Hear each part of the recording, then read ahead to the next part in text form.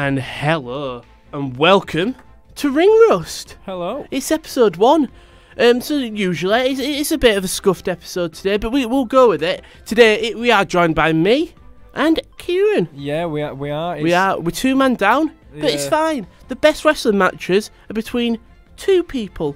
Yes. Yeah, I'd say that. I don't think there is a tag team match that's been better than a singles. I'd look towards more AEW if you want a better tag team match. In fairness, have you ever seen Young Bucks versus the Hardys? I think it's a Ring of Honor final battle. I have not seen it yet. We'll let it roll out. Boom. Beautiful. So yeah, this is the first episode of Ring Rust. First of all, how are you? Back on the tag team thing. Oh, go on. Hardys v Dudleys v Edge and Christian. Oh, the ladder match. Yeah. Oh, no one could beat a good ladder match. The best podcasts are between 6 people, but we're 4 down, so it's fine. Yeah, so this is the first episode. Obviously, you may know us already if you're a fan of the Top Corner, the Sports Corner, as we are now. Yep. You may have seen the predictions video we did put out. This is the first podcast episode. So today we'll be talking through the schedule we'll normally have is we'll talk about the Wednesday Night Wars, so AEW versus NXT. Then we'll go on to Friday, where it'll be SmackDown. Then we would have either, if anything happens on Saturday, a pay-per-view on Sunday if it happens, and then Monday Night Raw, and maybe some little bits of news pieces in there. This week I don't think there will actually be too much, because... apart from just now, which you just informed me that Andrade has been done for a wellness violation. The most news that, as a Monday Night Raw, we'll talk about it on Monday, but he has been given a wellness violation policy. He's out for 30 days, but he still does have the title, which is interesting. But... without further ado, should we start with AEW? Oh, go on then. So last week on AEW, I've just picked out some moments that really stood out to me. So we'll start off with Britt Baker as a bitch. Right, okay. Very, very to the point. So she came, they're obviously on the Jericho cruise. I have seen this, because didn't she slag her off for working at Starbucks? She basically berated Tony Schiavone. Oh, so, right, okay. It's the Jericho cruise, and she comes out. No, Tony Schiavone's interviewing her, and she's just a bitch. She's just chatting absolute wallop to Tony Schiavone. It's like, oh, you're even the worst Starbucks vendor and stuff like that. That isn't. And I think, what's Tony Schiavone doing? Well, he's got a lot of competition. No one can spell a name right in Starbucks. Do you know what I mean? Brit. I think the problem with this is Britt Baker a heel or a face? Oh, she's definitely a heel. But it doesn't make sense. You've had her as a start as your leading woman. But it wasn't getting over. That's why she hasn't won the title. It just wasn't going. Well, she's a dentist. It wasn't getting over. Yeah, people don't like going to the dentist. What about Isaac Yankem? He didn't last very long, did he? He did not. That's very young. But young at all. That's the thing. If he now works at Starbucks, he can call her Bitch Baker, and he can go, oh, sorry, that's what I thought her name was. I thought that's what you said. So yeah, the Britt Baker situation, she has been pushed as a leading woman in AEW. She was on the first promo. She's always doing the media stuff for them. It was her and Smiley Kylie was what I remember mostly from the early days of AEW. We know how that happened. Yeah, it's a shame for her. I do. It is, and then we'll go on to the I think my favourite thing, Hangman Page and Kenny Omega, the new champs, were beating SCU, and I think it was a great match. From what the clips that I saw, I haven't been able to watch the full match. No, me neither. But from what the clips I saw, it looked great. We've been talking, and I did say once that moment got announced, Hangman will either turn on him now, or they're going to go along with this, and they're going to have him a bit like I think it was Randy and Seth, do you know, in the build-up to Mania, where he rejoined the Authority and was just acting like his friend. But his is a bit different because it's more like he's drunk. I don't think he realises what he's doing, but I think he does. I think it's going to be a whole thing where it's been a ploy all along. And because you can make him a heel or a face. I think they will keep him as a face, and everyone's been saying, "Oh, this is going to be a Kenny Omega heel, Hangman Page heel turn." I think it's going to be Kenny Omega, because I think Kenny will just be getting so annoyed, because Kenny's been known as the best bout machine. Yeah. And I think he's going to get so annoyed that Hangman Page is showing up smashed to all of his matches. I know they're winning, but I just saw him smashed. Maybe it's one of them where he's having to carry them to wins. Yeah, and sort of that sort of thing. Yeah, so obviously that happened.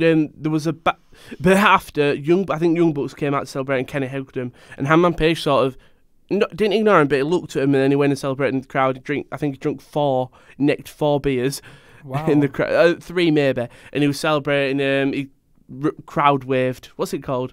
Crowd surf. Crowd surf. He crowd surfed. So yeah, He crowd waved. He crowd waved, and there was a segment later on in the night where I think it might be Tony Schiavone again's backstage, and Kenny speaks to the Young Bucks again, and Hangman Page just basically ignores him. He appears there and he says something, and then he just walks off.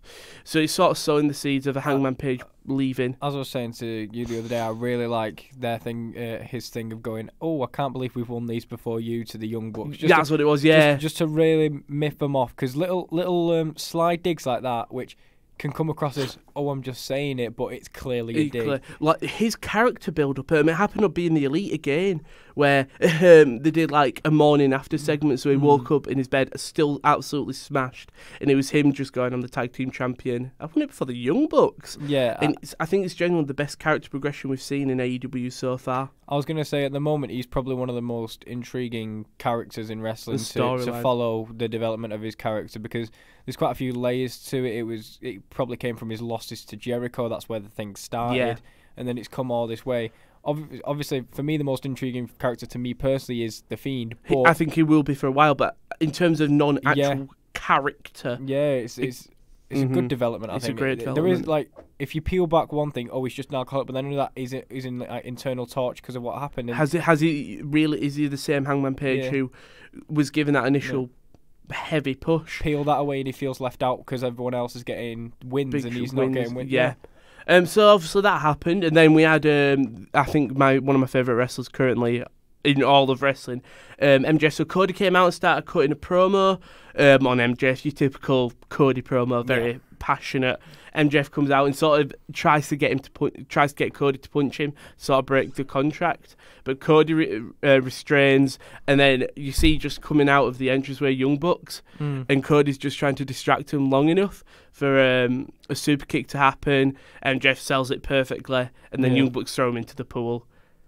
I think it's one thing you would love to see. I think it's one thing you'd love to see on a professional wrestling is a wrestler who is so despised that you can have a stupid angle like throwing someone in a swimming pool. Yeah, it'd be one of the hottest things on your show. From what I got told, he's very good at flailing his arm like he's drunk. Oh, what I've heard. Like normally when you see like a stupid angle, like they throw him into the sea. Drowning. Sorry. Yeah. Young Bucks just do a genuine throw, but MJF just flails his arm when he's falling, and it goes on for nearly 5 minutes of him saying, like, flailing the water thing here. All the crowd going, he can't swim, he can't swim. It's fun because I swear he could just stand up. He's probably...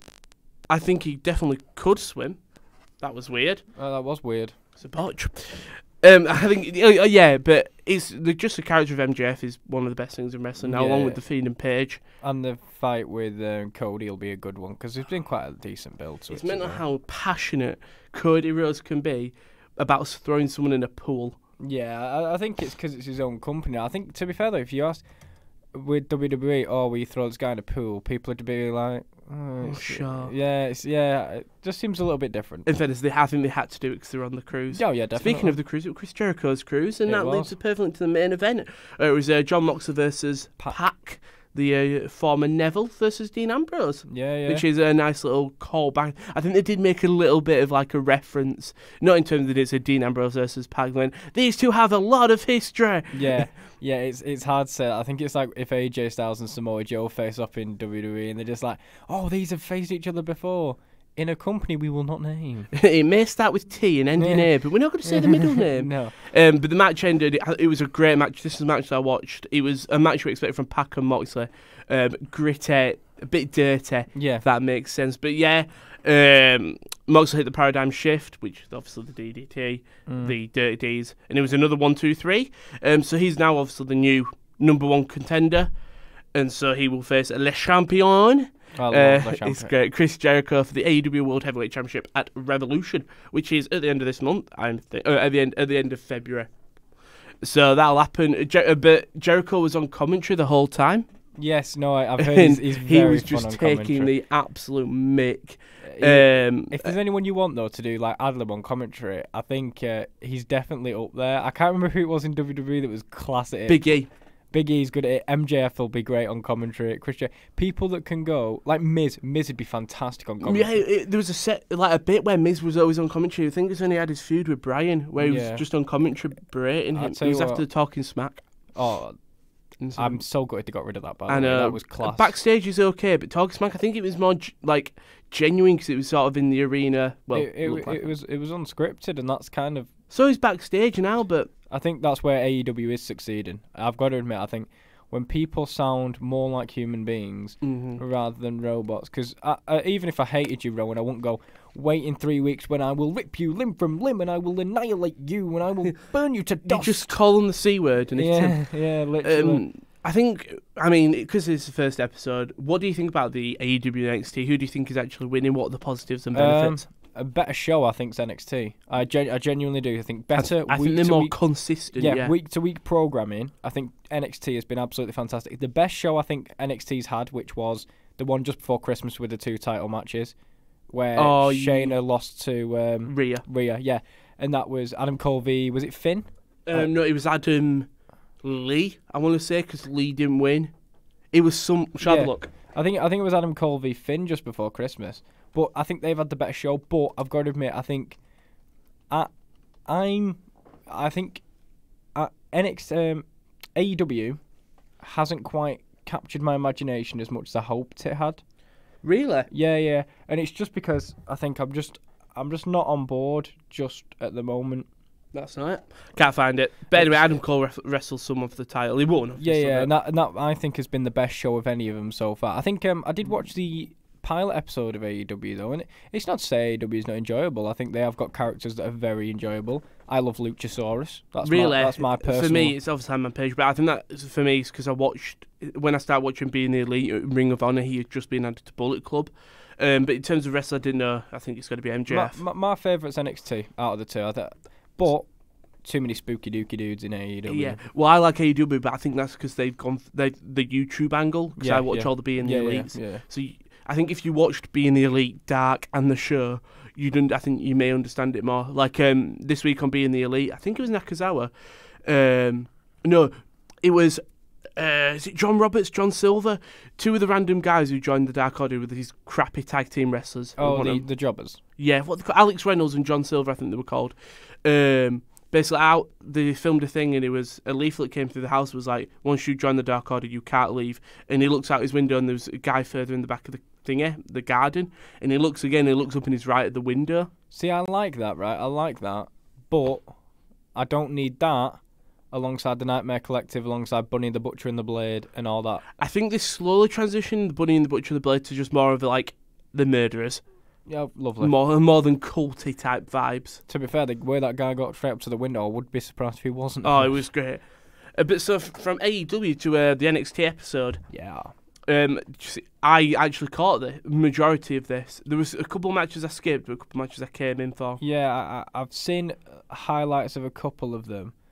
But we'll start with what I think is the biggest shock, which is grizzled young veterans are in the final of the Dusty Rhodes Tag Team Classic, which I did not expect. Yeah. I think with the grizzled young vets, it's a good tag team. You've got Zach Gibson, who is probably one of the best talkers in the wrestling business now.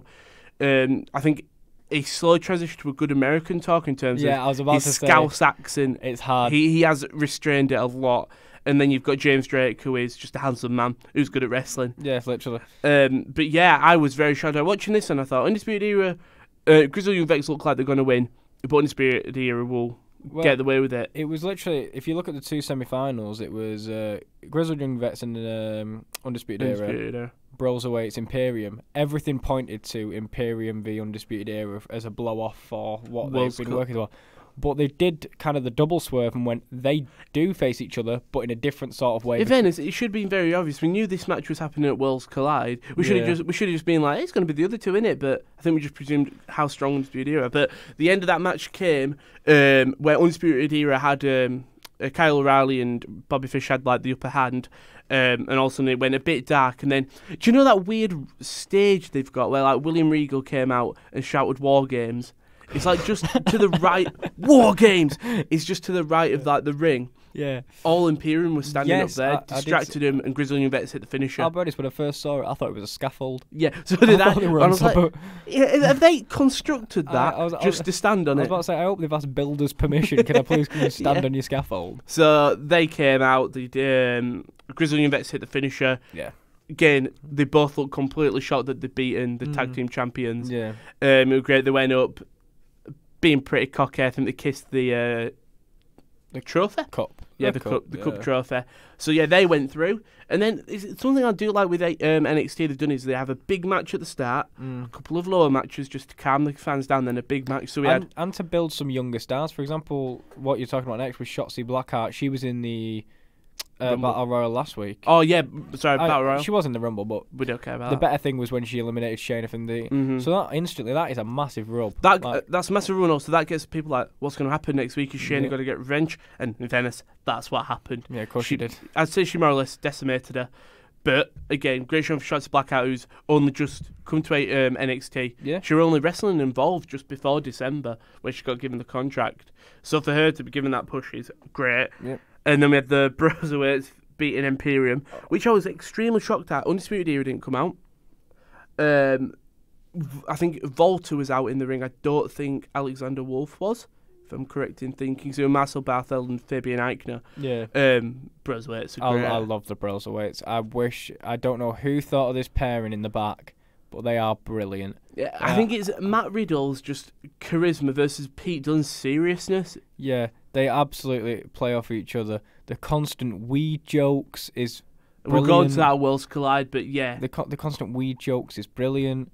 The fact that he was there with him, I can't remember if this was a Worlds Collide, and if he goes, look at the smile on my partner's face. Yeah, Worlds Collide. He's just blunt. Just he's not staring. But he keeps on teasing him, and Pete Dunne's just smirking, trying to go, stop it. I think it's two people that are obviously having a lot of fun with what they're doing, and it's great to see. And two people who could be main eventing, but yet they're in a tag team and making the most out of it, I'd say. Well, if you think, I remember when Joe and Balor won the Dusty Rhodes Tag Team Classic. One thing you've got to look at, though, one thing you can have a pet peeve is, why is the Tag Team Classic being won by two singles people? That is the one problem, considering you've had Imperium go out. You lost Imperium, who were two tag team wrestlers. Eichner and Barthel have wrestled together on multiple NXT UK and stuff. But it's Matt Riddle and Pete Dunne. I know. I guess it was. To be fair, it was the same when Joe and Balor won. We were kind of like, oh, but it's Joe and Balor. Like the two great single wrestlers who could beat them individually in the final main event. I'm not happy. Can they coexist? Can they get together after this heavy feud? Then to the main event. I'm not happy about it, but I think most people were. I love it. Keith Lee beats Roddy Strong for the North American title. What are your opinions? I love Keith Lee. I love everything he's about. I want to bask in his glory. Bask in his glory? Yeah, bask in his glory. Glory. Yeah. I do. I love Roddy Strong, and I like the image of the Undisputed Era having all four titles. I thought that was great and very Four Horsemen-esque. But I think it has been era. It's been brittle, but it's been going on for ages now. And I think to kindly put a little bit of an interjection in there with a bit of Keith Lee, and if it's Keith Lee, it doesn't matter. I think it's good that the title's offered now because it means the Undisputed Era can focus more on a unit now. So let's say Roddy Strong can be the sort of their backup to Adam Cole now, where you don't have to worry about the title. The problem is now, will Roddy Strong become an afterthought? This is what's making me think: are they going up to the main roster as a 4, or are they going up either one by one, or they're taking all 4 up, but they want them to be separate? Roddy on his own, maybe take the tag team on their own, and Adam Cole on their own. And they'll still have the old link, but they won't be 4 at a time coming out as a faction, because Vince doesn't like a faction.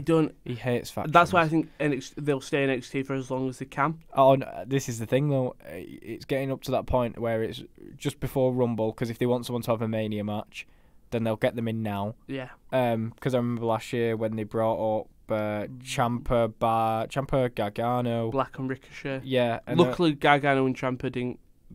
I say luckily Ciampa got injured, but it sort of was. That was years of storytelling, and they were tag teaming on Raw. Yeah. But it's worked out okay for Black and Ricochet, so I say okay because NXT call-ups don't have a high bar. But so I think maybe I don't know who they're going to bring up, but it's usually this sort of season, and then after the Raw after WrestleMania, when it's the next superstar shaker. I think after the Raw after WrestleMania is when we'll see him.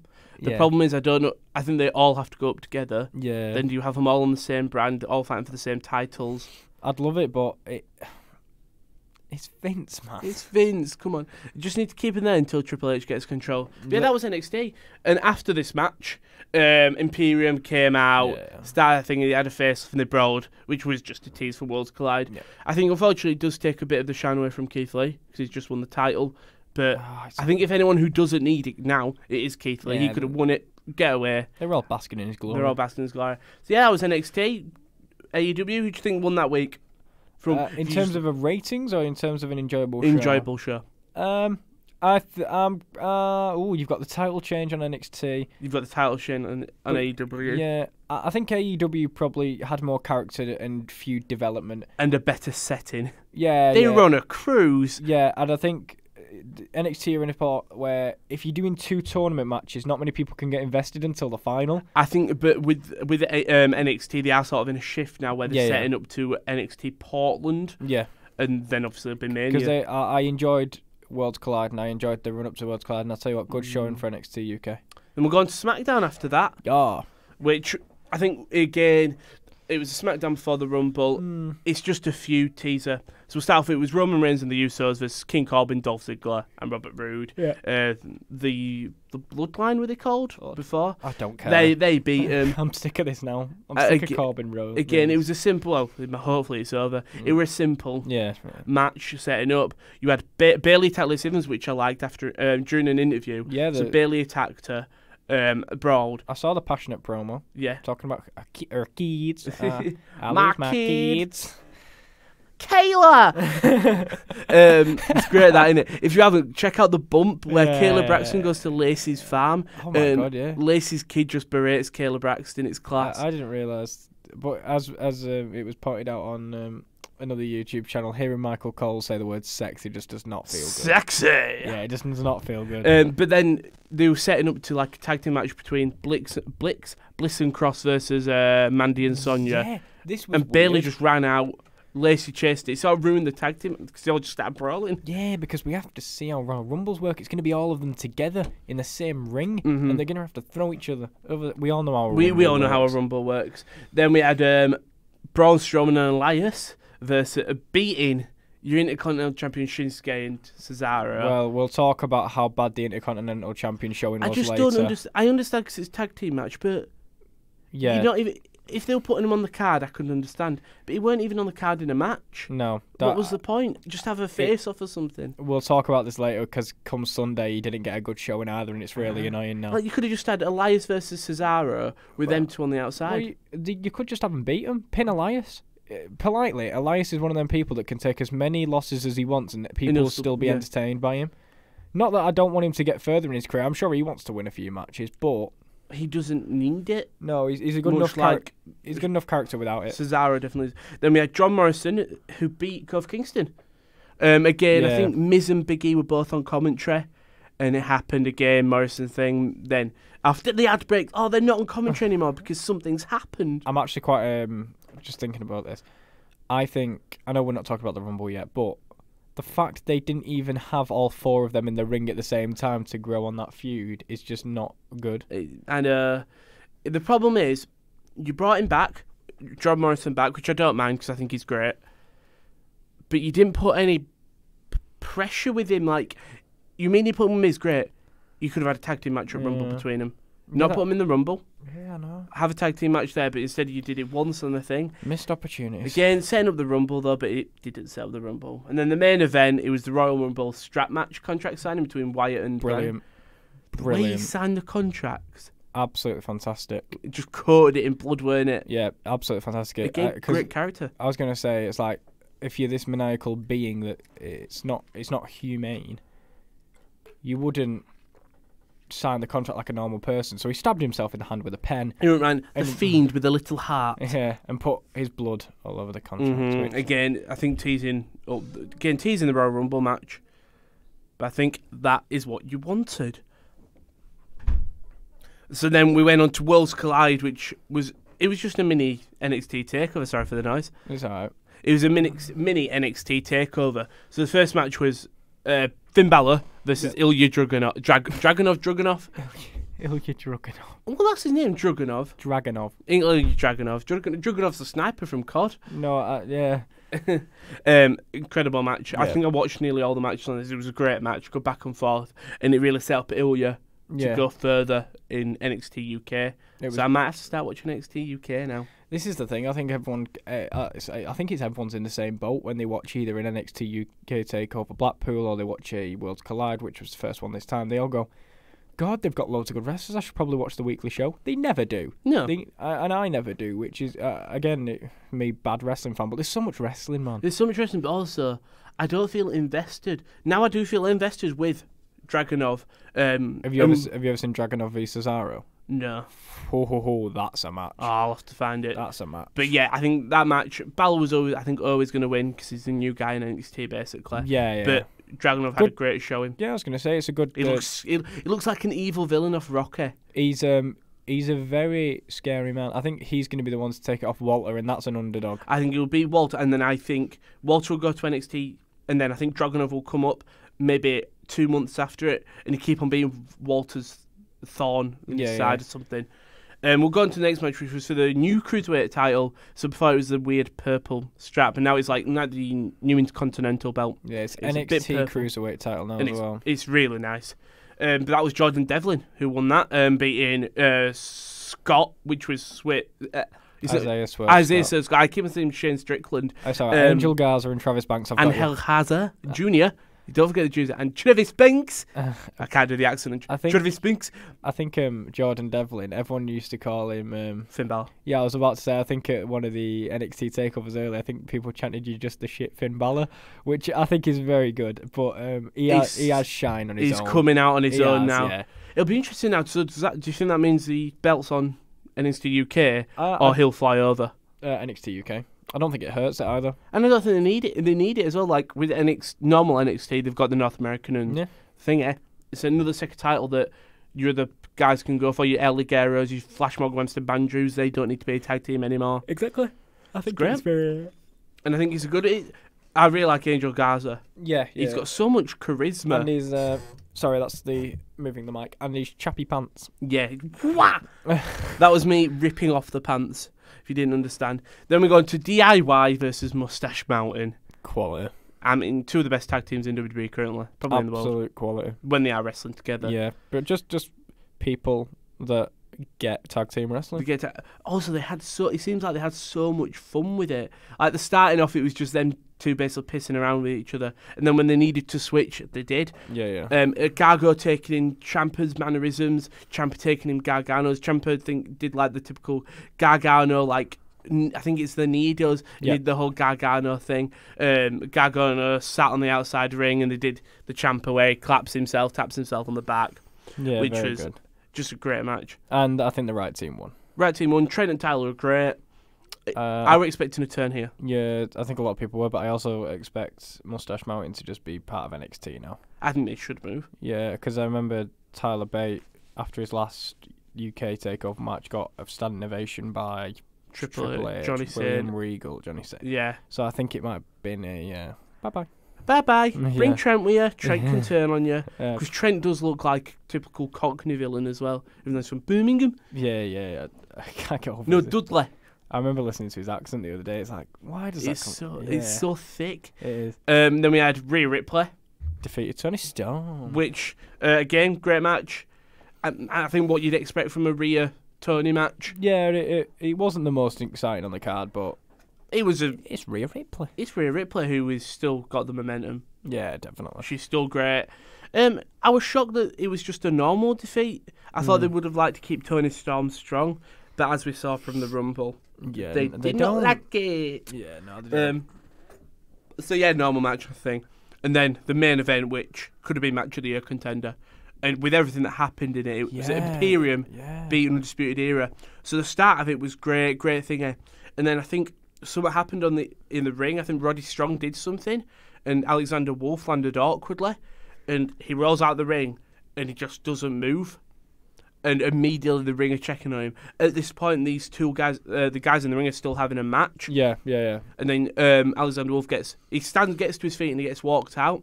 Yeah. And so then you think this match is probably not going to be as good because they're going to have to do every everything. single thing that Alexander Wolf was going to do. Yeah. And my God, was it a great match. Yeah. I think it makes Imperium look even stronger because they won it with one less man, which I guess might have not been the instance like when they booked the match, because they might have been thinking, oh, 4v3 kind of looks like Undisputed Era aren't that good. But I guess with Imperium we can let it go because they are just so talented. I think it's a good breakout for Eichner and Bartel. Yeah. Because I think currently they've just been seen as sort of the second string. I think it was Walter and his 3 minions. That's what it is. Whereas Undisputed Era, we kind of look at them all. Which works well because Walter is this big guy who's got these 3 big guys with him. Yeah. And then Undisputed Era, this great collective unit. But Worlds Collide. Good opinion. Card. Good card. What would you rate it out of 10? 10 being great. Is it better? 7. A 7. I go 7 because it's not as good as some takeovers from the past. Now we'll go to obviously what this episode is about, really. The Royal Rumble. We'll start off with it. I haven't got an order. I think I've just done. This isn't order of the card. We can go order of the card though. We started off with Reigns versus Corbin in the Falls Count Anywhere match, where they didn't really go anywhere. No, they stayed in the stadium, but they ended on the dugout. That's cool. That's cool. Yeah, no one ever does that. No. And there was the Portaloo. I'm not a fan of a Portaloo spot. Why the Portaloo's in the thingy? I don't know. But I just love the whole thing of Corbin and Ziggler and Ruder on the phone saying, "Yes, I'd like 4 porta potties delivered to probably the middle of the stadium, please. Can we get that sorted?" Literally. Yeah, but it was actually quite a surprisingly decent match. Yeah, I think Rude, Ziggler, and Usos got involved, which I expected, but they didn't get involved in the finish, which is good. That jump that he did, because me and Kieran were watching it live together, and when I first saw the jump, I thought, he jumped off like one of them crates, and then they cut to a different angle, and he's at least 10 feet up in the air. Where the bloody hell did he come from? And also, can we talk about that conveniently placed pile of boxes on top of a crate, which someone got through? There was like 8 boxes piled, empty cardboard boxes, all tied up together, looking very suspiciously. And then Corbin just throws Reigns through him. It's like, again, I just love the thing that Corbin's gone, okay, we've got the porta potties. Cardboard boxes. Yeah. We need them there. There's nothing more vicious than a cardboard box spot, I tell you that. That's going to be my favourite match type soon. The cardboard box match. You have to put them in a box. You give Vince ideas now. We've had Judy Bagwell on a forklift or whatever it was. Something stupid.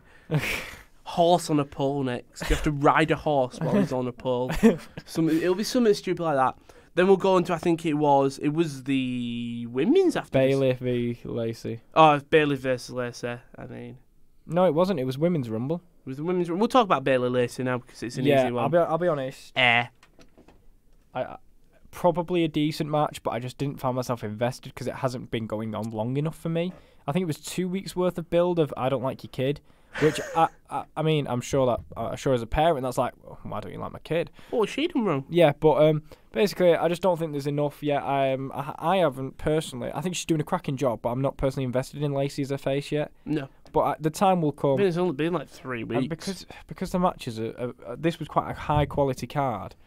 It got lost in the shuffle. Yeah, and I think we expected to see it. They held their own. Yeah. It'll be interesting with the SmackDown, and we'll obviously talk about what the Raw match and then the Women's Rumble, but it'll be interesting to see what's going to happen with them titles going in. We'll go to Becky Asuka now. Yeah, we'll talk about the 2 Rumbles last. Yeah, Becky Asuka, again. Good match. Great match. Good match, and I like the ending with the kicking of the mist and that was great, that. Yeah, the emotion Becky seems to have to...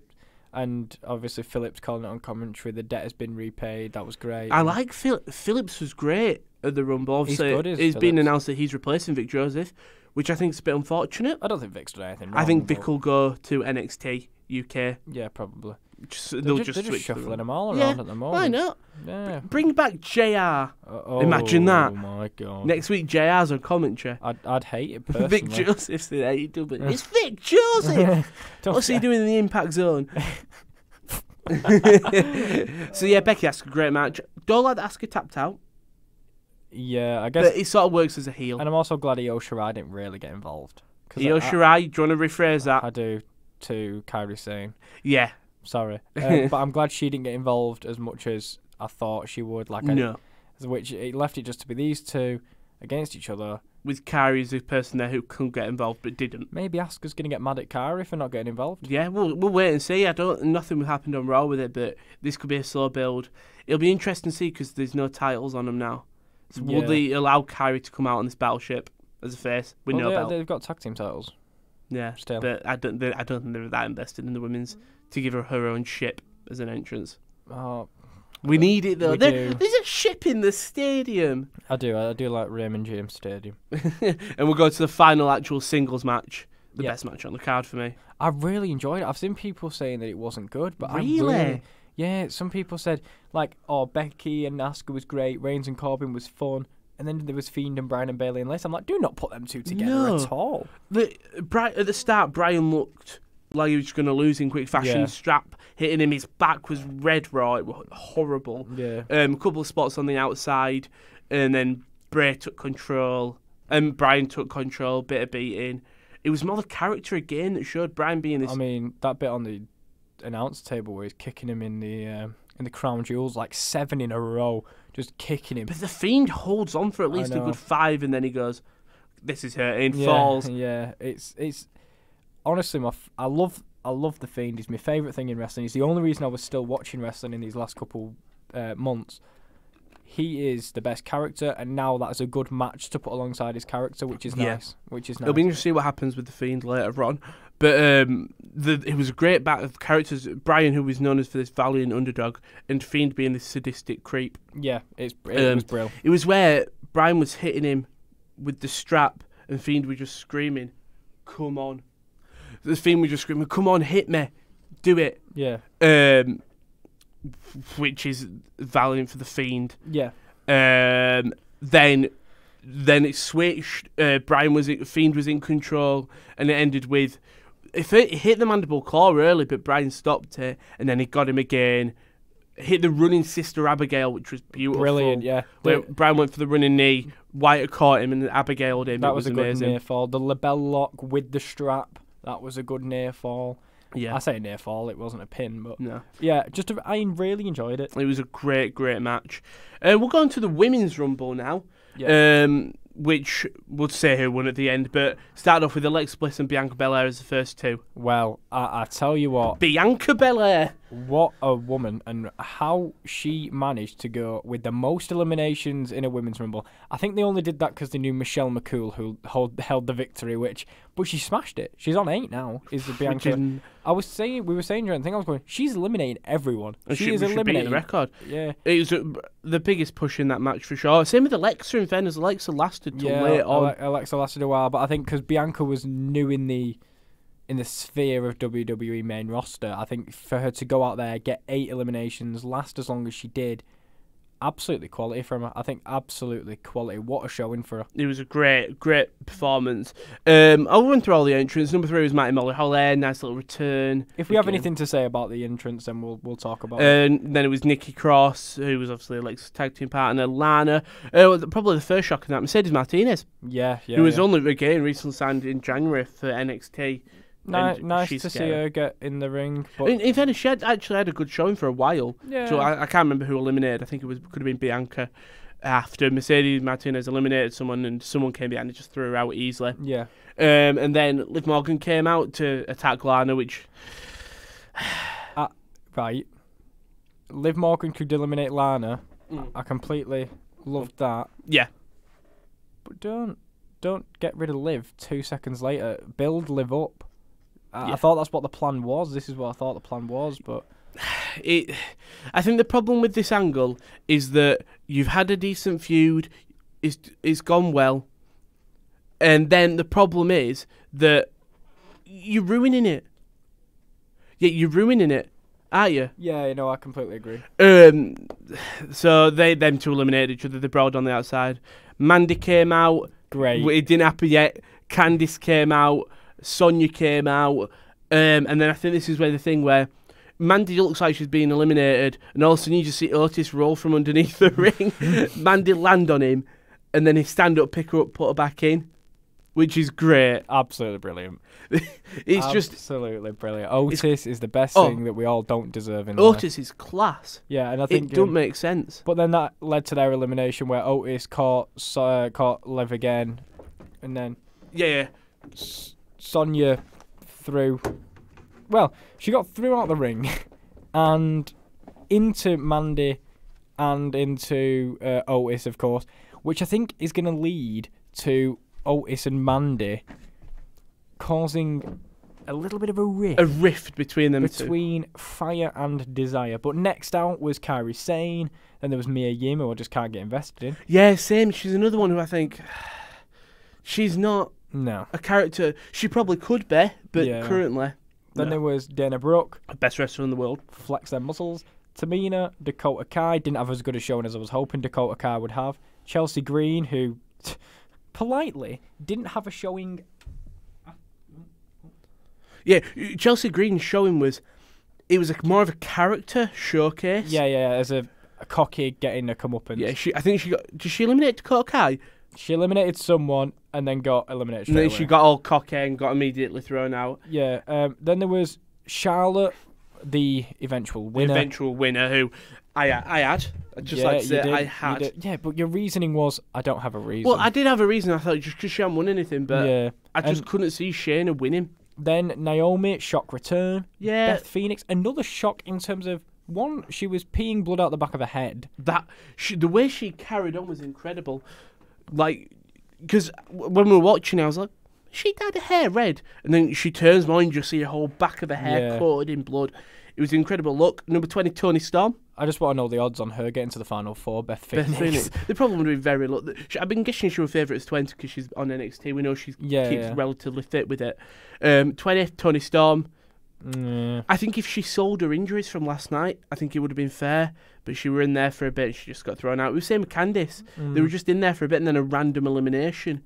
Holla, Kelly. When I get the I don't know the rest. 21, Kelly came out.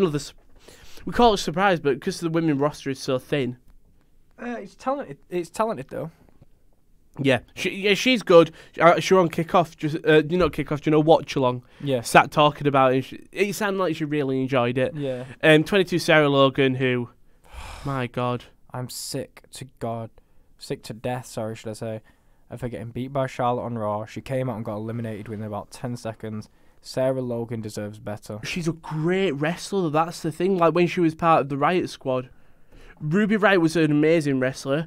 Yeah. But Sarah, for me, was a hidden standout, and Liv was a great character. Yeah. They all brought something, and unfortunately, nothing has happened with her. And it's been 23, Natalia, or Bret Hart. 24, Xia Li from NXT. Again, you barely see her. She didn't do much. She was in for a while, actually, though. Yeah, she did. I didn't think she'd get thrown out until Shayna came in. No, she didn't. You're right. 25, Selena Vega, who was obviously came out in the pre-show with Andrade. Again, I think with the Women's Rumble, you can't say, like, oh, this happened with them because they just came in, did what they needed to do, and eventually got thrown out. 26, probably a massive shot, was Shotzi Blackheart. Yeah. Who, obviously... as we say, only just signed. Really only wrestled in NXT for 2 weeks. Came out, got a decent pop, actually, as well. People sort of recognised her from NXT. It's always nice. Yeah, it's always nice. 27, Carmella. So when we got to like this point, we was like, who's left out the people they've announced? No one, apparently, because 28 was Tegan Knox. Wish she would have been in with Dakota Kai. The missed opportunity. Very missed opportunity. And then do you know what? Do you know what I'd love? Sorry. Them two, do you know that spot where they're just beating each other so much that they both fall over at the same time? And they just keep on going. Keep going. Yeah, that's what we just needed. The thing is, I genuinely think if that was an NXT UK Rumble or an NXT, they would have had that. They would have eliminated each other. Then they would have brawled to the outside. Yeah. And like they would have kept on filming for like an online clip. Yeah. Because it's the main roster they want. 29, I think there was just a big air of sigh when this happened. Right. Go on. I want to tell the viewers... We called this. We said while we was watching this Rumble. Sadly, we don't have live reactions, but I think we will do in the future. Yeah, we both went.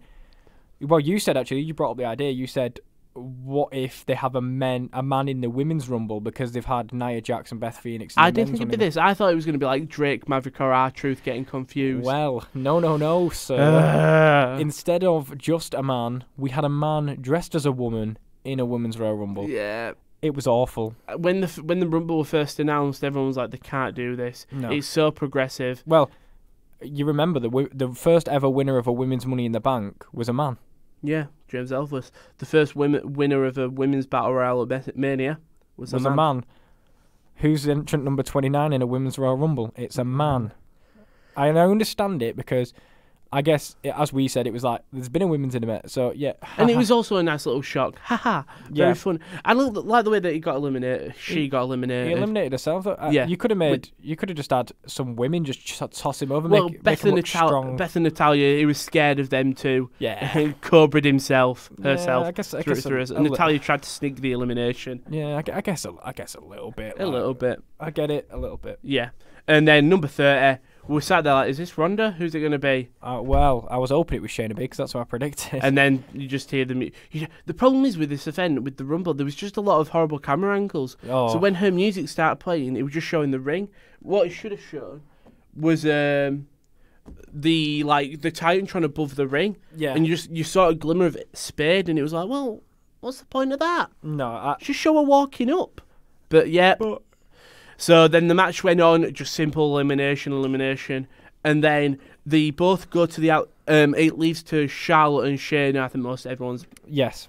And then they go. If I'm right, they go onto the outside, start brawling. Charlotte gets back in the ring. Shayna looks like she's getting in the ring, and then Charlotte just kicks her, and Shayna just falls off.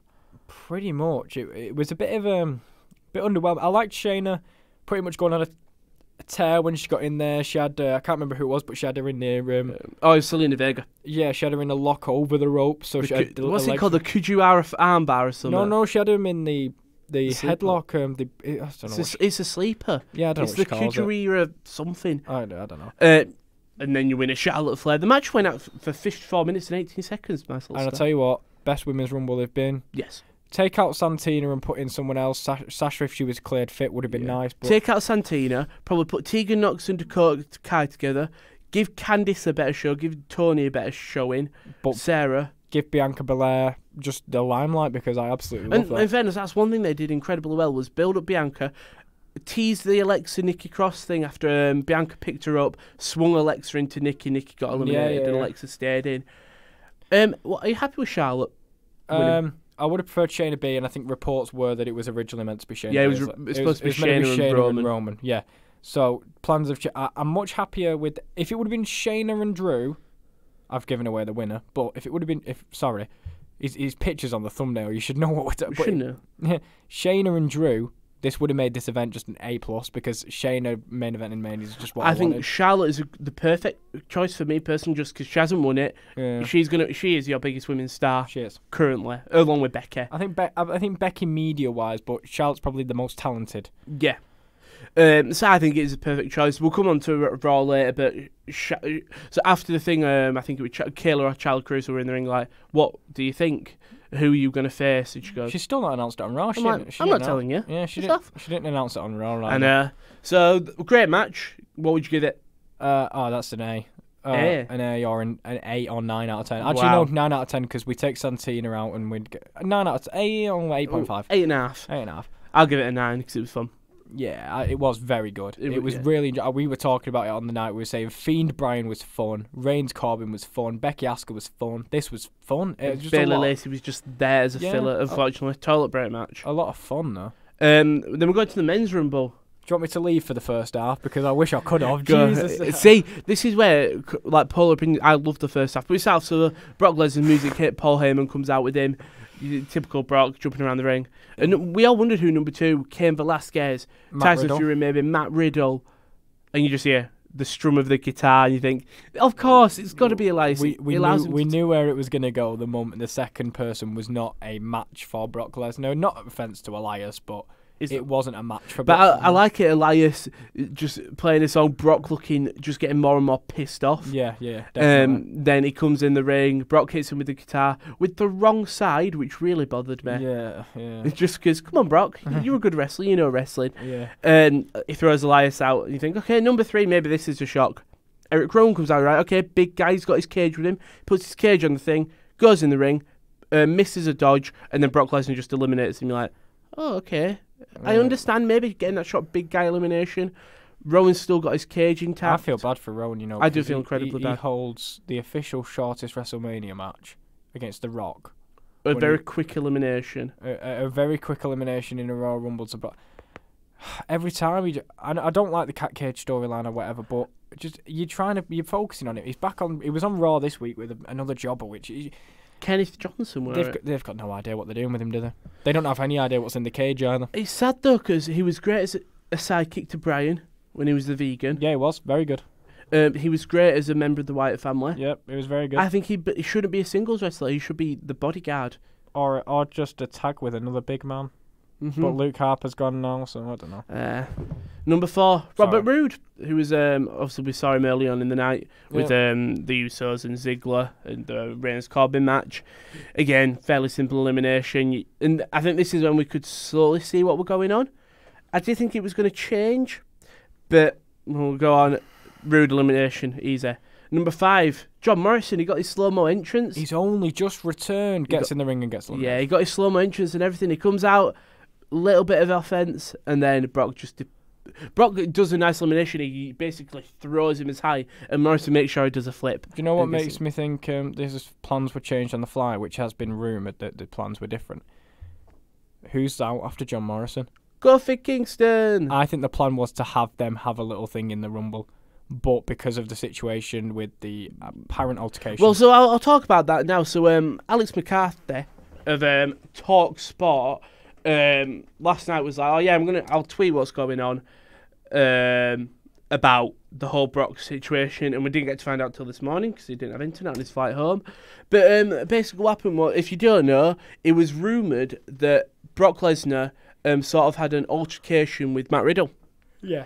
And I'm just trying to find it now. Should have really had this set up. It's all right. But there was an altercation between them two backstage, and this is why people think something had happened with them. Where is it? There it is. Alex McCarthy. So basically, it says Riddle's been calling for a chance to retire Brock Lesnar for a few years, as we all know. Yeah. He's going, come on, Brock. According to a WWE official, Lesnar is said to have approached Riddle backstage and grabbed his shoulder to get his attention. Then Lesnar said, "Kid, you might as well stop saying my name and tagging me in ship, because you and I will never work together ever." Okay, fair enough. Brock holds power. He can tell someone that he don't want to work with him. That's fair. Riddle is said to try talking to Brock when they first encountered, but didn't really get a chance to. Lesnar said what he had to say and kept it moving. Riddle was his usual cool self and composed self during the exchange. Tensions never rose especially high. Lesnar might not appreciate somebody keeping his name in their mouth, but one thing's been proven to appreciate is money, and there is no doubt at this point what Brock Lesnar Matt Riddle match will be a great, very interesting, a lot of fans. They asked Riddle to comment, and basically he didn't respond. But it is rumored that he wasn't actually punished, because his quick elimination. But we'll never know. I guess that's maybe they might have wanted him to be earlier in the Rumble, but he said, "I'll never work with you," so you had to wait for now anyway, until they offer him 20 million to do it. But yeah. So after Morrison, it was Kofi. We can do this one as a clump because these were the three musketeers that were going to take him down. You sort of call it the alternative New Day. Yeah. So Kofi came out at 6, Rey Mysterio came out at 7, and Big E came out at 8. And so at this point, you think, all right, there's 3 people who have got sort of history. Kofi, we all know the infamous first SmackDown on Fox, beating him so quick. So sad to see. Rey Mysterio, him and Brock have had great stories over the years. Small man, and then Big E, who is a mates with Kofi. Yeah. So then it did genuinely look like, because Kofi hit the Trouble in Paradise, Big E hit the big ending, and Mysterio hit the 619. Then I think Brock threw Mysterio over, and then eliminated both of the New Day. Yeah, and but then what makes me think that Brock was actually invested in this match was he allowed Elias to chat shit about him. Yeah. Eric Rowan, no. Rude, no. Morrison, no. Well, Morrison, yeah, because he allowed to do a fun elimination, which Brock normally really never does. Then Kofi, Rey, and Big E, they allowed him all to hit the finishers. He allowed Big E to hit his big ending, which was great. You never see Brock allowed to get picked up with a finisher. The worst one for me, number 9, Cesaro. Shinsuke Nakamura's little sidekick, one of the best wrestlers in the company. He comes out and he gets a nice bit of offense and he hits couple uppercuts. The famous uppercuts. Brock sells them, and then a mistake or something, and then Brock just yeets him out, and it's like, come on, anyone but Cesaro. Everyone knows he's the best wrestler you've got. This is where Big Tony. This is where it should have ended after number 10. Yeah. Number 10 is Shelton Benjamin, which I liked a little bit. They were playing off their wrestling backgrounds, which and the mates as well. Yeah, I think Brock had a lot of fun doing that, like, oh, I'm your mate, throw you over. Then that's where it should have stopped. Yeah. Because next in was your Intercontinental. He's a champion in your business. I think even he eliminated the tag team champions, but he's a main title holder, and he's the best Japanese wrestler in the world. No, so that's controversial because you have got Okada. But no, Shinsuke Nakamura, who came out and, well, got eliminated almost instantaneously. The problem is you just skip over these because you don't want to talk about them. Like, Shinsuke is your best... That's the thing. No one's going to remember his appearance in this Rumble. Why didn't Sammy come out with him and maybe Sammy stopped him from getting elimination? Scary thing. Shinsuke and Cesaro are on the same level as MVP because he lasted about the same time. Yeah, number 12, surprise MVP. I think the sad thing is I knew MVP would come in because people were standing outside the stadium watching the rehearsals, which is quite sad. Yeah. You wanted to be surprised. But yeah, MVP didn't have his inflatable tunnel, but he came out. He looked happy to be there. I think there's a rumour that he signed a new contract. I don't know because he was on he was on Raw, so he might have signed a new contract. Then, my boy. The man who really should have eliminated, along with the thing should have eliminated Brock. Yeah. So Keith Lee. My annoyance is it still continued. This domination continued after 13 and 14, which was Keith Lee and Braun. He should not be eliminating them two. I'm sorry, he shouldn't. Like Keith Lee survived until Braun. He eliminated them both together. No, and then Braun, and they survived till Ricochet, I think.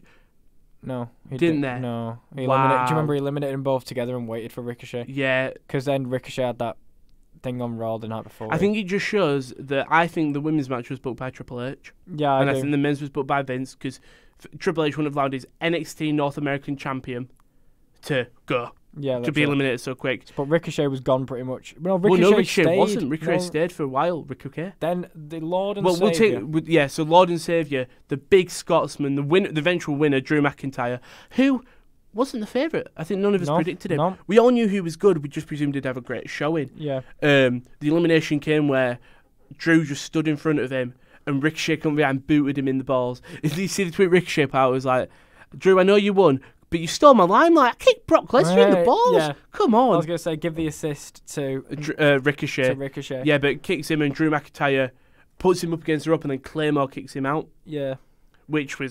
And Brock again sold. One thing, regardless of all the eliminations, Brock sold. Yeah. Because he stayed down for 2 minutes after McIntyre eliminated him. And then when he stood up, he looked scared and he walked slowly away. To be fair, one thing was Brock's facial expressions when he saw Keith Lee as well. He was quite... Like, I think he's like, oh, give me him. Yeah. That's one thing, I think that's why Brock was invested. Because he actually showed emotion. He sold well for the superstars that he needed to. And he didn't have to work with Matt Riddle. Yeah. So Brock's eliminated. He's eliminated now, but he's still in the thing because Drew's just staring at him. Miz comes out. Miz gets thrown out immediately by Drew, basically. Yeah, I'm glad. I told you on the night I was gonna choose the Miz because I wanted it Miz v Fiend, but I'm glad I didn't choose the Miz. Yeah, very good. Yeah, but Drew just threw him out immediately. Yeah. Next, AJ Styles, 19 Dolph Ziggler, 20 Carl Anderson, who was not rumored.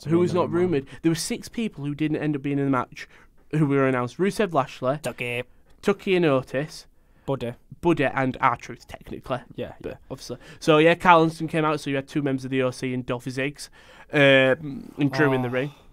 And then 21. Just the best. So when we were watching this, it was 21 and was like, maybe Luke Gallows, possibly. Then you've got all the OC and you just hear this. You think you know me. Yeah. I didn't realise who it was at first until you went, oh my God. I was like, oh, that's him. Looks incredible. Looks like he hasn't missed a step.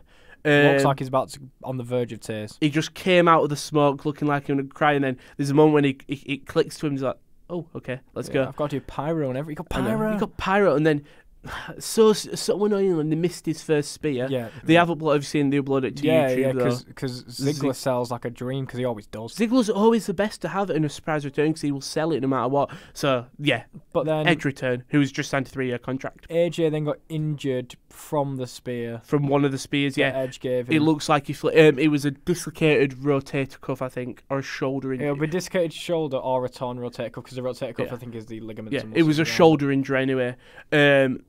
King Corbin came out.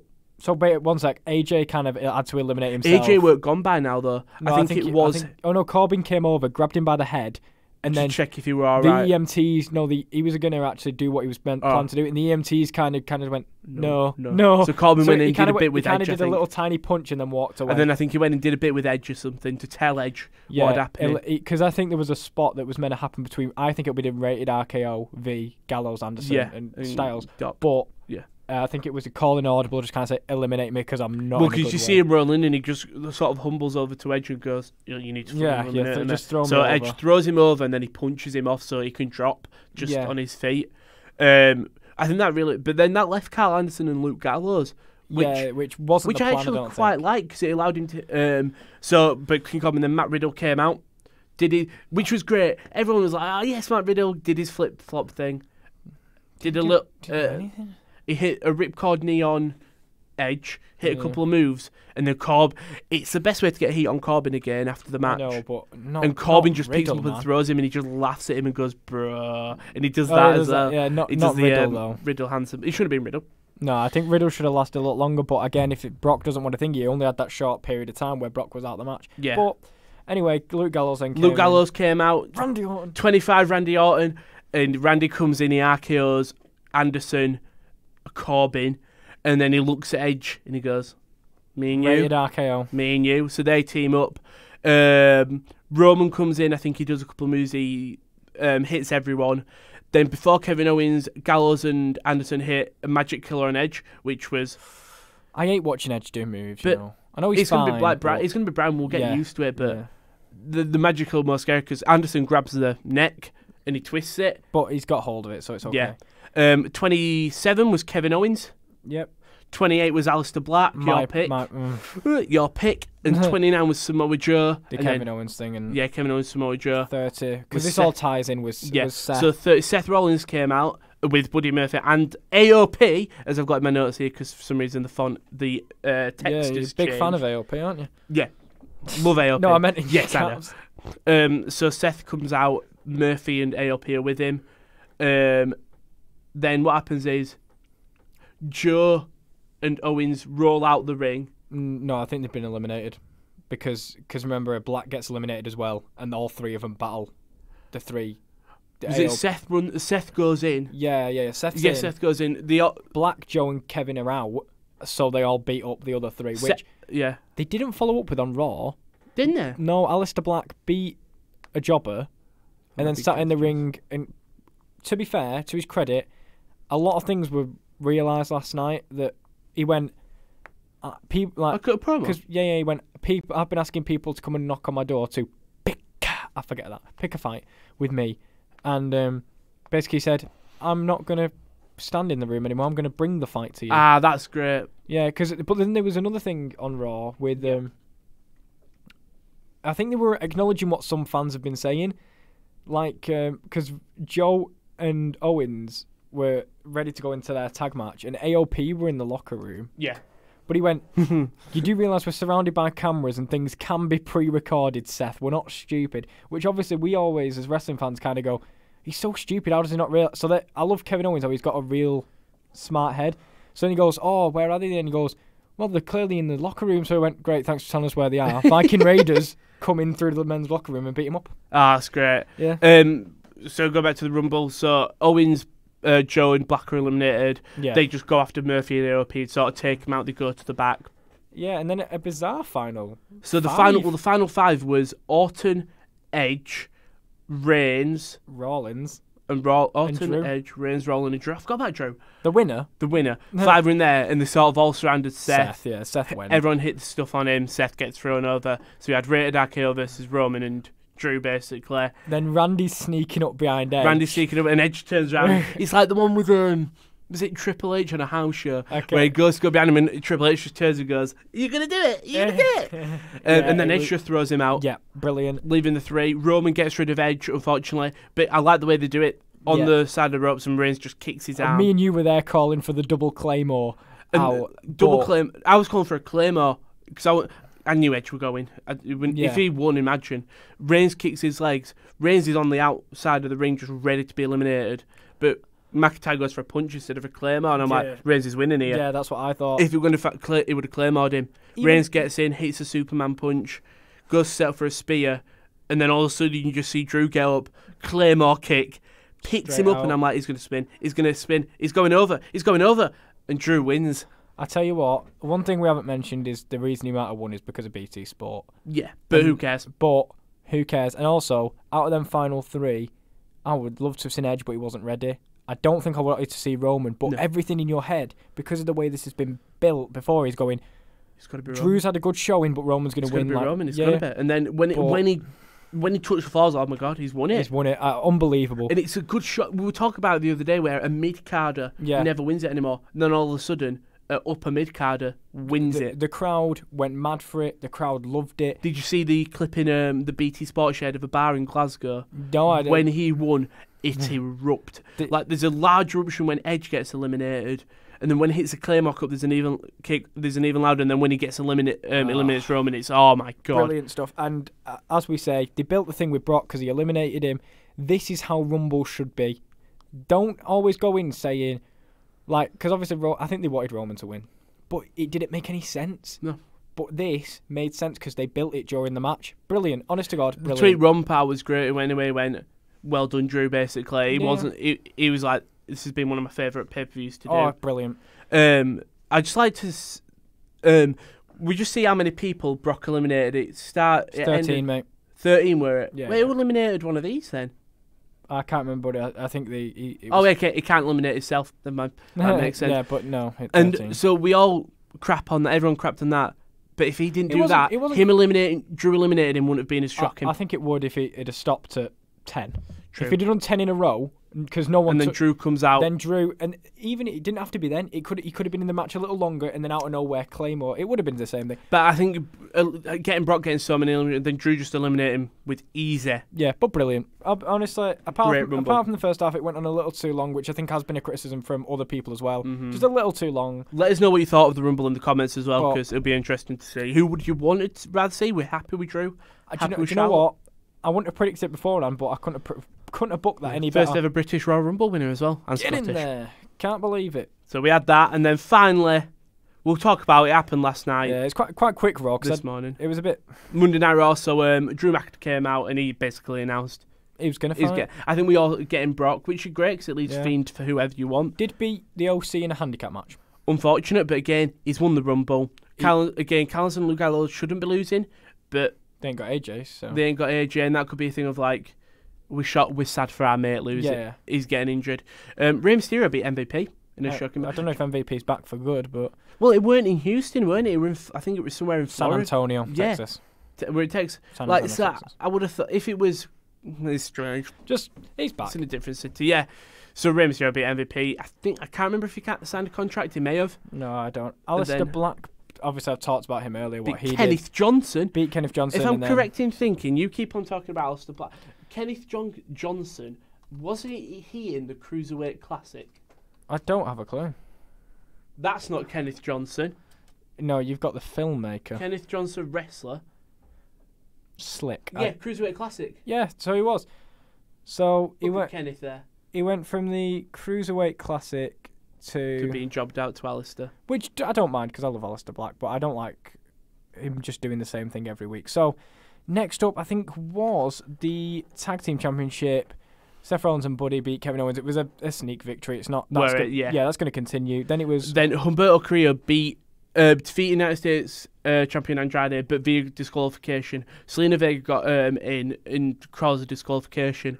Then Humberto ripped up the ringside thing and did the hammerlock DDT Andrade to the outside, which basically written Andrade off. So if you can't remember, he got a 30-day suspension wellness violation. Which means he won't be there for 30 days, but they still kept the title on him, which is big. Charlotte defeated Asuka. Yeah, Charlotte defeated the women's champion Asuka, which, again, poor and good at the same time because it's your tag team champion, but it's also your Rumble winner. It's a bit of a shame. I think Asuka came out saying, I would have won the Rumble if I was in it. And then a match happened. I'm trying to see because I didn't get a chance to watch this yet. I think we're going to maybe alter the schedule so we give a chance to watch Raw. But we're just reading off here. Kairi with the insane elbow, which is still one of the best finishes. We love Kairi Sane. But it means that she's not turning face, I don't think, anytime soon. No. Next up, what was next up? Was it the 24/7 title shenanigans? Yeah. It was, but politely, the 24/7 championships kind of died a death. What? Don't you want Mojo Rawley to beat No Way and then lose it to R-Truth and for him to win it back? Oh, right, I'm done with that. I wouldn't know how this happened now. Oh, just let it go. Mojo Rawley. So he beat No Way Jose. Wait, what?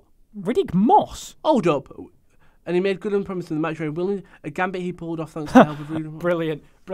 Riddick Moss. He's been recruited as Mojo's offensive lineman. I like that. He's starting actually to build an NFL team for the XFL. It's going to be Mojo's Mad Men. He's brought in an offensive line. I love this. I can't wait for next week when he brings in a running back. Like any good lineman, Moss picked up the block. Yes. Albeit not against Jose, who was quickly dispatched by R-Truth. For God's sake.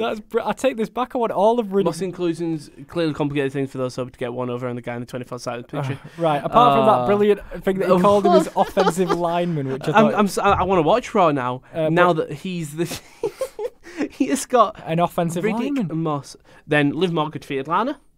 Liv Morgan did defeat Lana. Hopefully the last of that. And hopefully it never comes back. Yeah, again. no, I don't want it to happen. Never again. Just let Liv go on to something else. But yeah. Rowan defeated Brandon Weiss.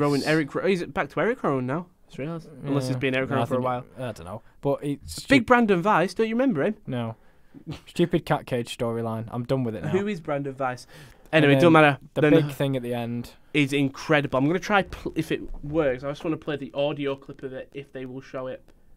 But basically, what happened is Edge came out, cut a really valiant promo. Orton followed because it's his friend and stuff. And then I was gonna say just cut to the end. Yeah, I'm just looking. Yeah, Edge cuts a promo. I think Orton just comes out. He might even sneak. Yeah, Orton comes out. Oh wow, he didn't. So Orton comes out. Them two are sort of feuding, talking with each other, and I'm pretty sure Orton just RKO's him. To be fair, it was. I thought he'd come back. To be fair, I was thinking about this. I love that. I love the Randy Orton cue when he tells someone he's RKOing him, but he just goes, well, okay. The thing is, the only issue, not the only issue, so the plaudit I have is, one, they've got history, rated RKO, love that. Two, there's no one safer. No. There is no one safer. All wrestlers said Randy's the safest wrestler. Unless you're facing The Miz is very safe. But Randy has history and it's safe. Perfect. Yeah, I do not mind this being his first feud back. Yeah. Oh, don't get a chair. Oh, have you not seen this? Oh, we're going to get Kieran's live reactions to this because I've seen what happens. Oh, no. We obviously know that Edge has had a serious incident. Oh. And he hits him in the back with a chair and stuff. And typical. I'm glad Orton's face now. I know he's been heel. I'm glad he's heel now. But it was. I tell you what a way to stun a crowd into silence, though. Yeah. And he will get nuclear heat next week. He will. He's got nuclear heat now, probably, but I mean, next week it will be absolutely awful. And as I say, though, Randy's so much better as a heel, and also Randy is. Oh no, what's he doing? Please don't put his head on the chair. Oh no. Right. Oh no. He's put Edge's head on the chair. Yeah. Which is worrying me now, because his neck issues. Yeah. It is really not a nice watch. He doesn't hit him, does he? Yep. No. No, please don't. Oh. Why? Sorry, please tell me he does this safe. So he sets his a steel chair on Edge's head on the floor. In typical Randy Orton, he does his evil eye stare. No. So here he sets it. It looks like someone's going to come out and save him, like Christian, and then boom. Oh my God. He just hits his head. Oh. Edge plays it perfectly. Just a little bit of a hand shiver, a little bit of a leg shiver. And genuinely, this has got mania feuds now. I'm not saying anything because I'm actually genuinely that shocked. It is horrible. End the podcast, Rowan. I'm going to cry. I just want to... Oh, it's just gone straight into that clip. End the podcast, Rowan. So that was Ring Rust. We're ending on a sour note. I was happy with Drew, and then you went and showed me... I know, but... His neck being folded up. It is horrible. It's absolutely disgraceful. Am I ending it? Yeah. So that was Ring Rust. That was it. Yeah, so that was obviously the first episode. We will be expecting to have our regular people on next week, Simon and Kieren, hopefully. They missed the Rumble. They missed the Rumble one, I know. That's what they get. That is what they get. But yeah, thank you very much for watching. We will have next week where we'll cover all of next week's stuff. Yeah, not much going on this week. Not much. I think it'll just be the regular shows. When it's the pay-per-view weeks, it'll be a longer bumper episode, obviously. And next week we will bring in our first episode or first program of how we should book people. We're not going to name for it yet. We ain't got a name for it. We're going to call it booking. Booking.com. Booking.yeah. Booking dot is going to do it. Yeah. Thank you very much for watching. And there we go. Thank you very much. Bye-bye. Bye.